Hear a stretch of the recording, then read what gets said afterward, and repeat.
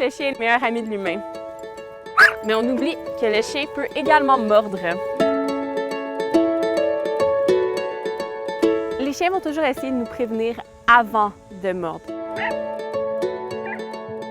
Des signaux de stress et d'inconfort comme détourner la tête, détourner le corps, se licher le museau, se raidir ou carrément essayer de partir nous indiquent que le chien a envie d'essayer de prendre de la distance entre nous ou ce qui lui fait peur.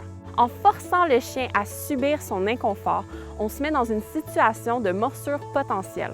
Au contraire, en laissant le chien prendre de la distance avec ce qui le rend inconfortable, on vient facilement de désamorcer une situation potentiellement dangereuse de morsure. Tout le monde attaque. Je laisse 2 secondes. 1, 2...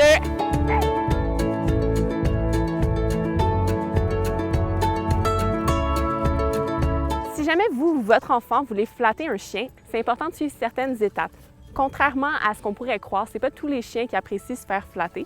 C'est donc important de l'approcher tranquillement. Une bonne façon de savoir si le chien veut se faire flatter, c'est s'il vient nous voir. Là, on sait qu'il veut venir se faire flatter s'il vient se frotter. Si vous n'êtes pas certain, vous pouvez flatter en dessous du menton 3 secondes. Attendre. Si le chien reste sur place ou s'en va, ça veut dire que ça ne lui tentait pas vraiment de se faire flatter. S'il revient vers vous et vient se frotter la tête pour venir chercher des caresses, alors là, ça lui tentait. C'est un peu l'équivalent si n'importe qui m'arrivait dans la rue pour venir me flatter les cheveux. Moi aussi, je serais pas mal dérangée par la situation. C'est donc important d'écouter les signaux de stress du chien. Super important également, si le chien est en train de dormir, de manger, de boire ou de gruger un os, on va encore plus lui laisser son espace et on va assumer qu'il n'a pas vraiment envie d'avoir une interaction avec nous.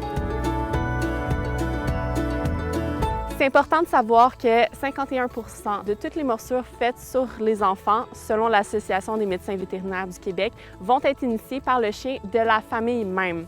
C'est donc important de toujours superviser son chien lorsqu'il est avec d'autres enfants, mais également avec ses propres enfants.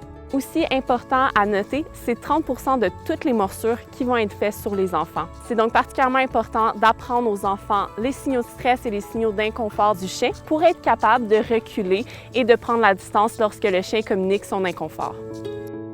Pour se faciliter la vie et pour créer un espace de sécurité à notre chien, on peut soit lui laisser une pièce ou même un tout petit espace où est-ce que les enfants auront comme consigne de ne pas venir déranger le chien.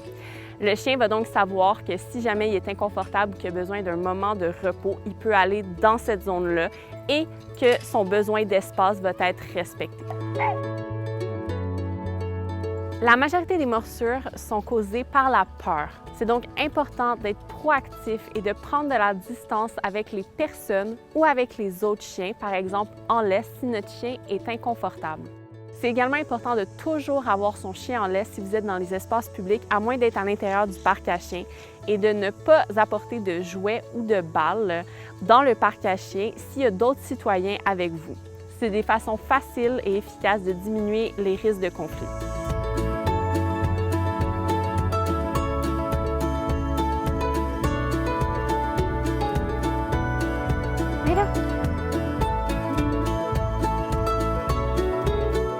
Donc, en suivant les conseils de sécurité élémentaire et en s'assurant du bien-être de nos chiens, qu'on s'assure qu'ils restent nos meilleurs amis pour encore vraiment longtemps.